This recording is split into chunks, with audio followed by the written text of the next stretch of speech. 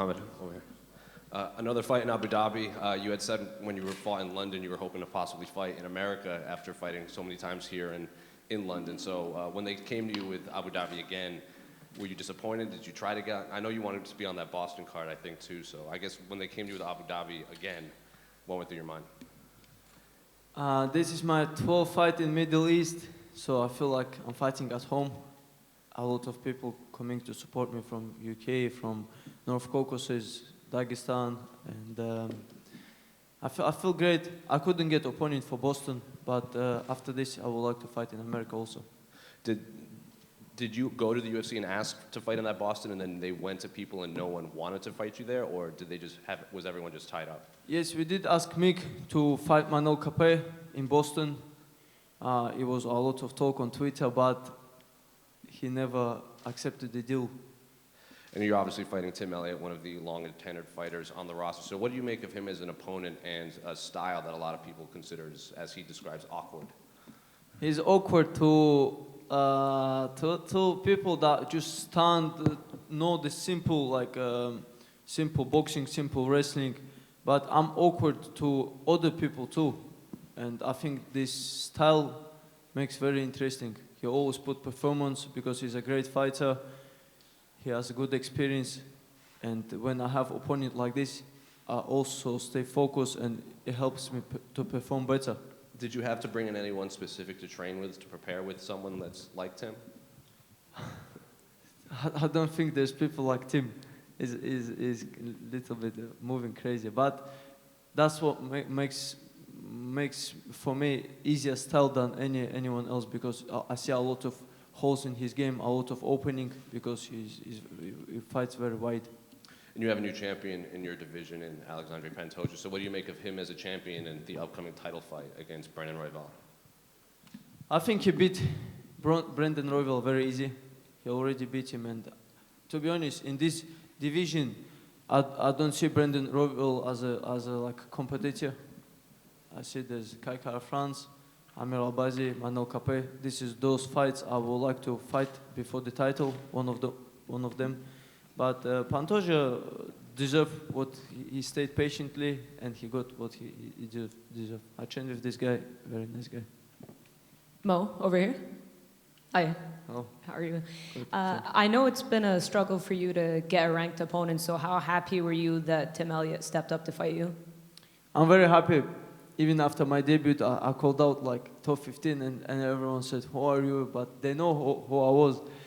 But only Tim Elliott said, "I'm ready to fight him. I don't care." He was just injured, so that's why I had to fight like somebody unranked. And this camp was most interesting for me because I stayed focused, good opponent, and it motivated me.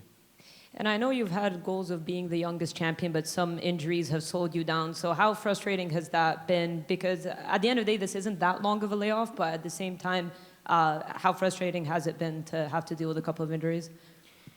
First, in my head, I was 73.5 kilograms after injury happened, and I was thinking, okay, flyweight, that's it, over for me. Now I was thinking about bantamweight, but never mind about bantamweight or flyweight. I was thinking how to get back walking again, and I've done good rehab. I was out 6 months, right? I think it's okay. In 12 months, I had 4 fights. I was most active fighter in UFC flyweight division, and I need a little bit break. That was okay. And Tim Elliott likes to grapple a lot in his fights. So what do you think of his grappling?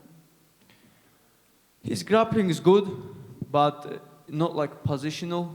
He can't take somebody down, but his control not really great. That's why he has so many takedowns, but like not many finishes, I would say. And one more for me. On paper, it's supposed to be your toughest fight. Do you expect it to be the toughest fight of your career? I don't think.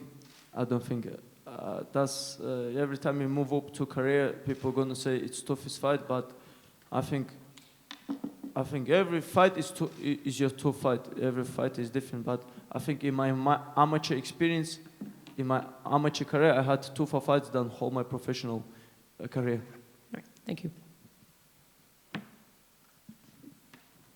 Мухаммад, приветствую. Привет.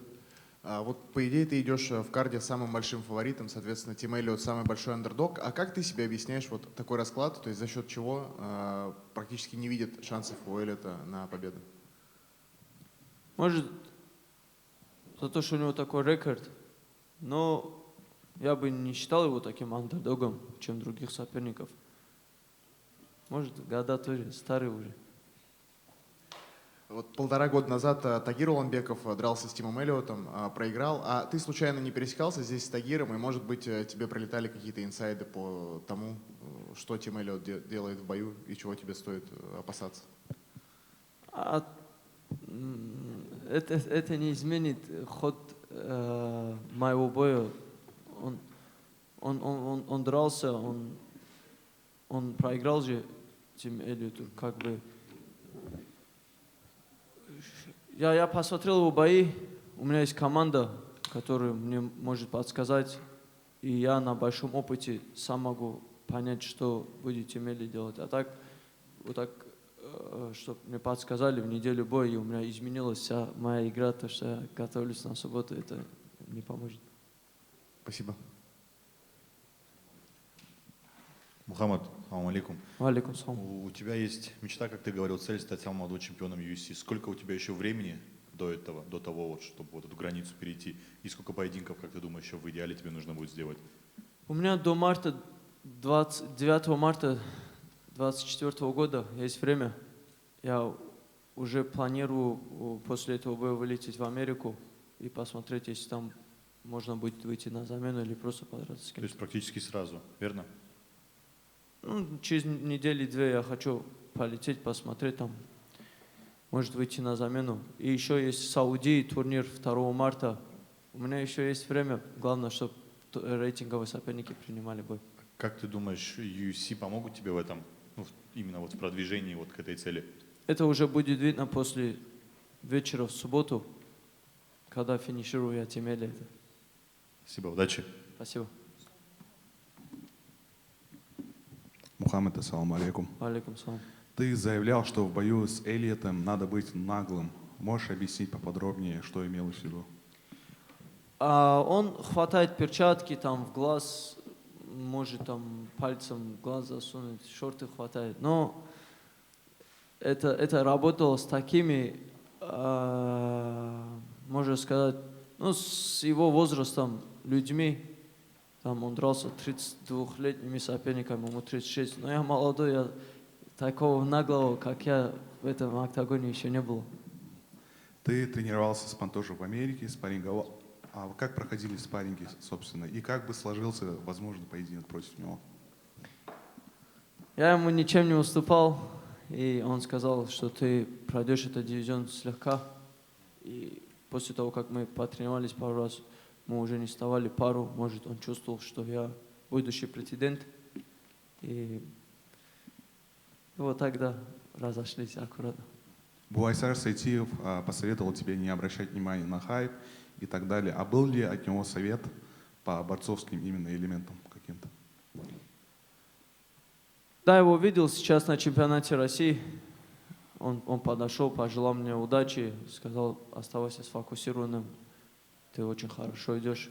Дал пару хороших советов. А кого считаешь лучшим борцом UFC? Генри Сехуду, я думаю. Если борцом, а если вот давление, там Хабиб Нурмагомедов. Ты также рассказывал, что бойцы-европейцы могут зависать в барах, а потом в понедельник полуубитыми находиться в зале. А как обстояли дела в случае твоего товарища Тома Аспинала? Он зависает или нет в барах?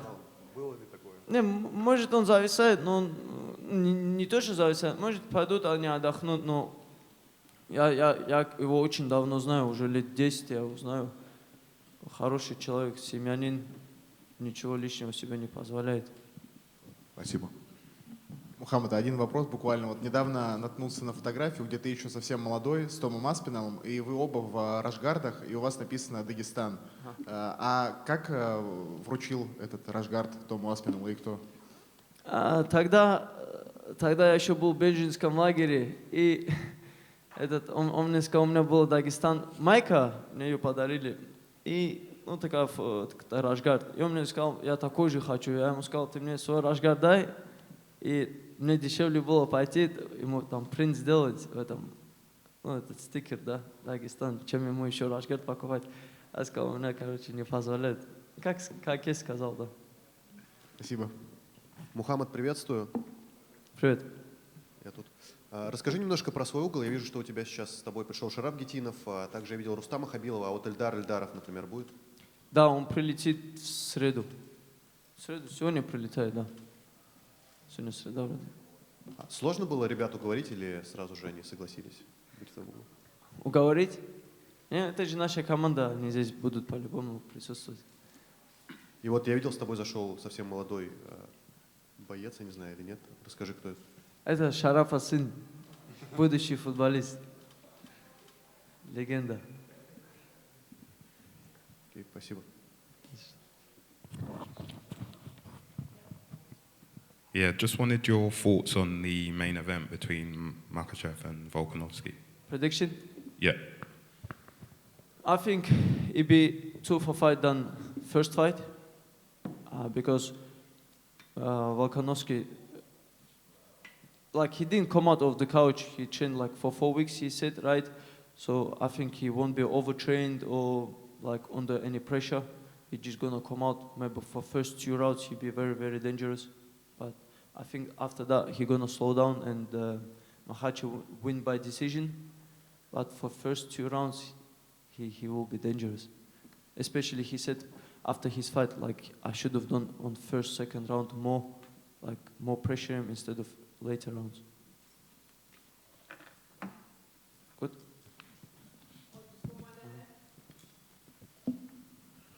Assalamu alaikum, Muhammad. Wa alaikum salam. How are you? I'm good, thank you. Muhammad, just a quick question for you. We know and we've been watching you since the days that you were competing in Brave. I just wanted to ask you, from your perspective, how have you seen the improvement in MMA in general in this part of the world? Where do you see Arab MMA going?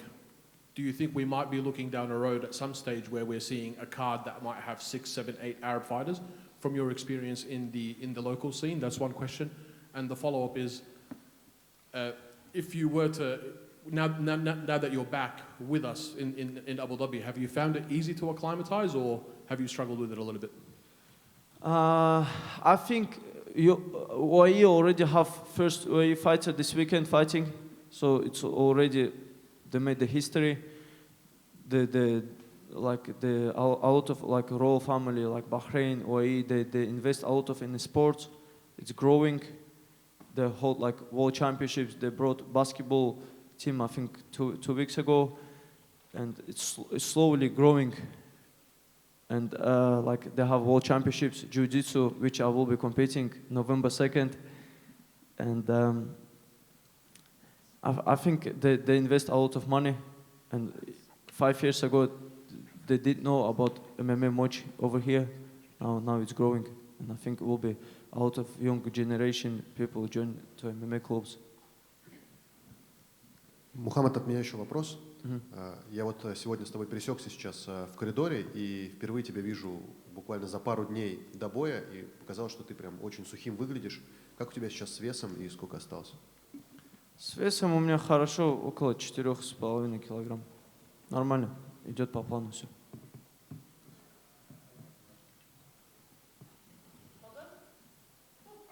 Good. Have a good day, guys.